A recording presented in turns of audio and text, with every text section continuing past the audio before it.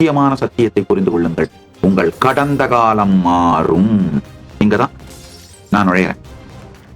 அசாத்தியமானது என்று நீங்கள் நினைப்பவற்றை சொல்லுவதும் அதை உங்களுக்கு சாத்தியமாக்குவதும் தான் என் வாழ்க்கையின் குறிக்கோள். சிகரெட் குடிக்கிறவங்க, செயின் ஸ்மோக்கர், சாராயம் குடிக்கிறவங்க, அது ஒண்ணு நான் டீசென்டான வார்த்தையெல்லாம் சொல்ல முடியாது. சாராயம் குடிக்கிறவன் தான் மது பிரியன்ற வார்த்தைலாம் யூஸ் பண்ண முடியாது.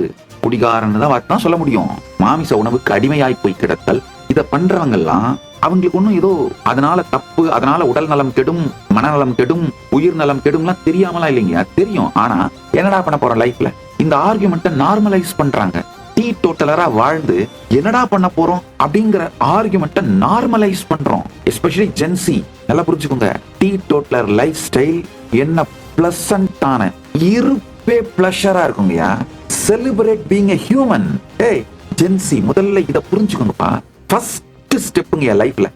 Celebrate being a human. உங்களுக்குள் நிகழ்பவை அனைத்தையும் சாட்சியாக பார்க்க துவங்கினீர்களானால் கடந்த கால காயங்கள், அந்த காயங்கள் வலிகளாலே ஏற்படுகின்ற எதிர்காலத்தை பற்றிய பயம், இதெல்லாம் லேயர் பை லேயர் அப்படியே உறிஞ்சு விழுந்துருங்கயா.